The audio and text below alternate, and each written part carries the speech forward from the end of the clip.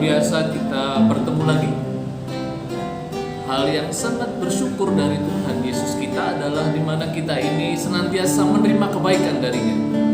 Apapun yang terjadi di bumi ini, yang hari-hari ini kita sudah melihat COVID ini begitu luar biasa, menjadi wabah mendunia di seluruh dunia.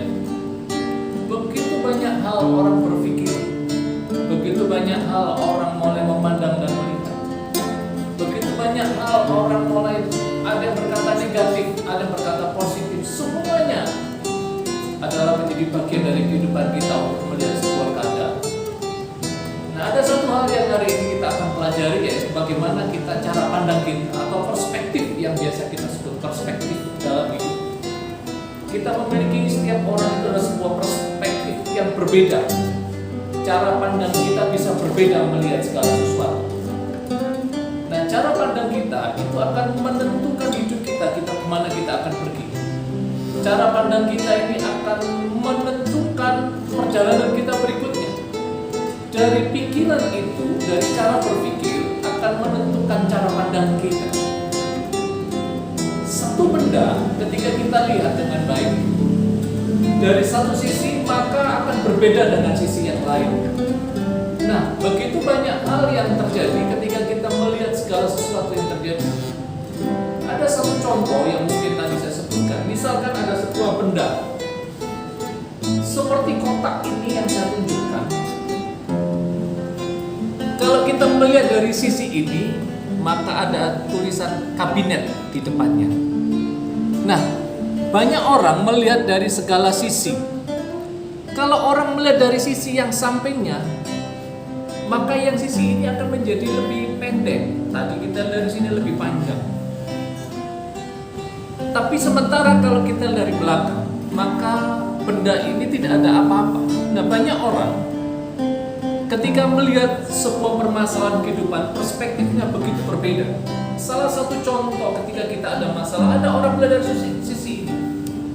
Kita bisa ngotot dan berkata, oh ini ada tulisan kabinetnya. Sementara yang satu, oh ini nggak ada tulisan apa-apa, hanya pendek ukurannya. Tapi di belakang tidak ada tulisan, bersih. Kita bisa bertengkar hanya melihat dengan satu objek. Perspektif kita melihat sebuah permasalahan kehidupan, perspektif kita melihat sebuah permasalahan dalam kehidupan kita, itu akan menentukan pola pikir kita dan jalan kita. Apa yang kita pandang, apa yang kita lihat akan menentukan perjalanan kita berikutnya.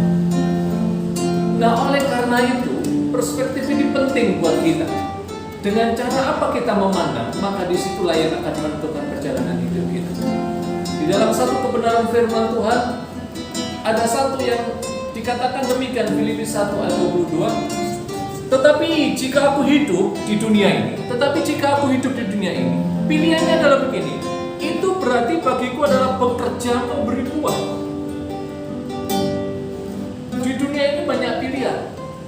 Ada hitam, ada putih. Ada jauh, ada pendek. Begitu banyak pilihan, ada banyak pilihan yang akan kita pilih dan manusia akan selalu memilih. Seperti halnya dalam ketika Adam dan Hawa diciptakan ada di Taman Eden. Jangan engkau makan buah. Ada pilihan di sana. Nah, ada sebuah pola pikir yang sedang terjadi ketika ada pilihan. Itu disebut akhirnya menjadi sebuah perspektif, cara pandang kita. Cara pandang kita menentukan hidup kita. Dengan cara apa kita memandang. Nah, firman Tuhan mengajarkan, dikatakan dalam Filipi tadi, tetapi jika aku hidup di dunia ini, aku hidup memberi buah, bekerja memberi buah. Pilihan kita apa? Apa yang kita pilih dalam hidup ini? Cara pandang kita seperti apa melihat permasalahan itu? Maka itu akan menentukan perjalanan hidup kita. Nah, oleh karena itu dalam firman Tuhan ketika Tuhan Yesus bertemu dengan seorang wanita sundal waktu itu, orang-orang Farisi, orang ahli Taurat, mereka menemukan wanita ini ketahuan berbuat zina. Kemudian dibawa wanita ini dibawa, diperhadapkan kepada Yesus. Nah, saat itu ketika Yesus melihat wanita ini, Yesus memandangnya dari sisi yang lain. Sementara orang-orang Farisi, ahli-ahli Taurat, Di dalam hukumnya tertulis begini, jika ketahuan seorang berbuat zina, maka harus dilempari batu. Nah, ketika dipertemukan dengan Yesus, tujuannya adalah untuk mencobai Yesus. Ya, betul. Tetapi ketika Yesus melihat orang berdosa, sudut pandang Yesus, cara pandang Yesus melihat orang berdosa adalah orang yang perlu ditolong, sementara orang Farisi berdasarkan hukum Taurat yang berlaku bahwa itu harus dirajam dengan batu. Nah, ketika wanita itu diperhadapkan dengan Yesus, kemudian wanita itu ada di tengah-tengah mereka, Yesus menuliskan sebuah tulisan yang tidak tahu ditulis apa di tanah, sampai berkata demikian, barang siapa yang tidak pernah berbuat dosa, silakan lempari wanita itu dengan batu. Apa yang terjadi? Ahli-ahli Taurat, orang-orang Farisi, semua pergi meninggalkan wanita ini. Padahal dari sisi hukum yang lain, perspektif hukum yang berlaku saat itu, sudut pandang yang berlaku harus dirajam dengan batu. Tetapi ada perspektif lain yang dibawa oleh Yesus oleh kerajaan surga, dari surga, bahwa Yesus mengasihi orang berdosa, bahwa Yesus mengasihi orang-orang yang salah, Yesus mengasihi orang-orang yang rusak. Dan Yesus datang mencari orang-orang yang tidak berkenan menurut manusia, tetapi Yesus datang untuk menolong mereka. Nah, perspektif Yesus ketika melihat orang berdosa adalah belas kasihan. Tapi apa yang terjadi dengan mereka? Mereka melihat ini adalah orang berdosa yang harus dirajam dan harus dibunuh. Tapi Tuhan mengatakan, barang siapa tidak berbuat dosa, lempari batu dan sampai mati. Tidak satupun dari mereka kemudian menghampiri wanita ini atau melempari wanita ini. Kemudian mereka pergi. Begitu juga kita. Begitu banyak kita temukan di tengah-tengah gereja kita, persekutuan kita, di tengah kumpulan orang-orang Kristen, di tengah kumpulan orang-orang beriman yang dikatakan beriman. Ketika di antara kita ada ketahuan orang berbuat dosa, perspektif kita, cara pandang kita melihat orang berdosa adalah orang harus disingkirkan, orang yang tidak perlu dikumpuli, yang harus dijauhi. Tetapi Yesus melihat perspektif yang berbeda, yaitu belas kasihan. Banyak orang meninggalkan orang-orang berdosa, bahkan menjauh di tengah-tengah kita. Bahkan kita anggap bahwa orang yang melayani lebih suci, lebih baik daripada mereka berbuat dosa. Bagi Tuhan, orang berdosa adalah tujuannya. Bagi Yesus, orang berdosa adalah cara Tuhan untuk membawa dia untuk diubahkan menjadi orang yang berkenan di hadapan. Perspektif kita, cara pandang kita melihat segala sesuatu itu akan menentukan kita. Nah, banyak perspektif yang terjadi. Contoh yang lain yang boleh saya katakan dalam kehidupan ini, perspektif yang lain adalah semua, kalau kita mengukur perspektif melihat setiap orang dengan ukuran uang, maka apa yang terjadi? Segala sesuatu akan diukur dengan uang. Kalau orang itu tidak berduit, berarti itu bukan levelnya, karena itu menjadi perspektifnya, menjadi cara pandangnya, sudut pandangnya. Berkumpul dengan orang yang tidak memiliki keuangan, berkumpul dengan orang yang memiliki kekayaan, dianggap remeh dan tidak ada artinya. Ah, kamu siapa? Kamu siapa? Itu bisa terjadi di dalam gereja, dimanapun bisa terjadi.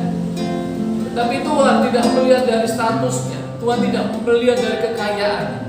Tuhan hanya mau setiap orang mau datang kepadanya dan menyembah dia. Maka siapapun dia bagi Tuhan itu adalah berarti bagi Tuhan. Nah, oleh karena itu, cara pandang kita melihat sebuah permasalahan kehidupan, dari mana kita melihat? Kalau kita melihat dari orang dunia, oh masalah ini begitu berat, kamu gak akan bisa berhasil keluar dari masalah ini. Saya kasih tahu hari ini, apapun masalahmu, ketika kau datang kepada Yesus, percayalah, pasti ada solusi, ada jalan keluar. Pasti akan menemukan yang terbaik. Dikatakan dalam firman Tuhan, bersama dengan Yesus, apapun yang terjadi pasti mendatangkan kebaikan bagi orang yang mengasihi dia. Nah, oleh karena itu, Bapak sudah dikasih Tuhan, siapapun pendengar yang mendengar renungan pena pesan bermakna hari ini, saya memberitahukan hari ini, memiliki sudut pandang kerajaan, melihat orang pakailah sudut pandang kerajaan, melihat kehidupan setiap manusia berdosa, pakailah dengan sudut pandang kerajaan. Melihat permasalahan apapun, pakailah dengan sudut pandang kerajaan. Karena kerajaan surga itu melihat segala sesuatu dengan cara berbeda yang dunia lihat. Nah, oleh karena itu, biarlah setiap kita, apapun yang kita lihat hari ini, sudut pandang kita, percayalah, ketika kita bersama dengan Yesus, sudut pandang kerajaan itu dapat kita temukan, hikmat itu dapat kita temukan hanya orang-orang yang takut akan Tuhan dan memiliki prinsip di dalam kebenaran firman. Oleh karena itu, biarlah kita belajar terus memiliki perspektif yang benar di hadapan Tuhan. Melihat sebuah permasalahan kehidupan, jangan pernah takut, jangan pernah khawatir, sebab Tuhan mengasihi kita. Tuhan itu sungguh luar biasa. Miliki sudut pandang yang benar supaya engkau memiliki pengharapan. Miliki sudut pandang yang benar sesuai dengan benar firman Tuhan, supaya engkau memiliki masa depan yang gemilang di tangan Tuhan. Oleh karena itu, biarlah perspektif kita, sudut pandang kita ubah sekarang. Apapun yang terjadi, selalu kembalikan kepada firman Tuhan, karena firman Tuhan mengajarkan perspektif kerajaan Allah yang selalu menemukan solusi dalam hidup kita. Ketika kita mengasihi Dia, ketika kita benar-benar sungguh-sungguh melakukan apa yang Tuhan mau dalam hidup kita, percaya pasti akan menemukan sudut pandang yang baik dan ada jalan keluar yang baik. Luar biasa hari ini. Biarlah perspektif kita bisa diubah, cara pandang kita diubahkan. Dan saya yakin ketika kita mengubah dengan cara pandang yang benar, hidupmu akan berarti, hidupmu akan luar biasa di tangan Tuhan. Salam pena. Pesan bermakna hari ini akan memberkati saudara. Tuhan Yesus memberkati kita semua. Amin.